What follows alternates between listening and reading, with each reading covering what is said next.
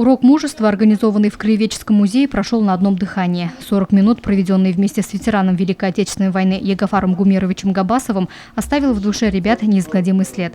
Учащиеся 6-7 классов школы номер 8 и студенты юридического факультета СИБГУ узнали много интересных фактов о Великой Отечественной из уст директора музея, кандидата исторических наук Альбины Ермулиной. Например, о том, что первый парад Победы прошел 24 июня 1945 года, а сам День Победы стали отмечать с 1965 года. На урок мужества был приглашен ветеран Великой Отечественной войны Ягафар Гумерович Габасов, единственный в республике ныне здравствующий ветеран, служивший в легендарной 95-й гвардейской стрелковой дивизии. Несмотря на ослабшее здоровье, Ягафар Гумерович нашел в себе силы встретиться с детьми и рассказать о боевом пути, который он прошел с марта 1943 по 1944 год. Особенно сильные бои начались в июле, в начале июля в районе Прохоровки.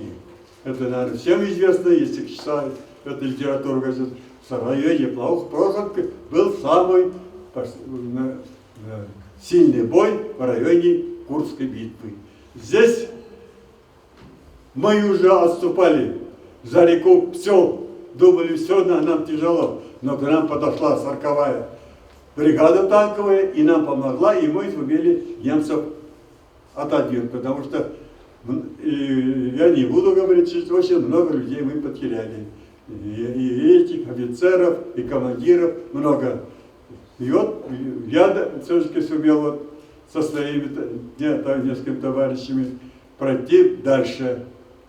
И мы, под Прохоровкой сумели добить врага. И немцы стали тиграми, пантерами отступать. И мы начали наступать. История, которую поведал ветеран, полна героизма и трагизма. Это и кровопролитие, ожесточенные бои, потери товарищей, голод, холод, разруха. Ягафар Гумерович получил тяжелое ранение и лишь благодаря профессионализму медработников остался в живых. За проявленное на полях сражения мужество и стойкость ветеран удостоен высоких наград. Орденов Отечественной войны 1 и 2 степеней, Жукова, Боевого Красного Знамени. В послевоенное время долгие годы работал в БОМСК, внес свой вклад в развитие Сибая. Словом, Ягафар Гумерович Габасов – яркий пример для подрастающего поколения. Урок завершился минутой молчания в знак памяти и уважения тех, кто не вернулся с полей сражений. В преддверии 71-й годовщины победы в Великой Отечественной войне в музее открылась выставка «Герои не умирают», организованная совместно с сибайцами. Также в зале воинской славы создан стенд, посвященный 95-й гвардейской дивизии, 226-й стрелковой дивизии. Напомним, что среди ветеранов, служивших в ней, 5 сибайцев. Посетить музей можно будет и 9 мая с 11 до 19 часов. Луиза Мустафина, Дамир Хайбулин, Любовь Карпова, телекомпания СТВ.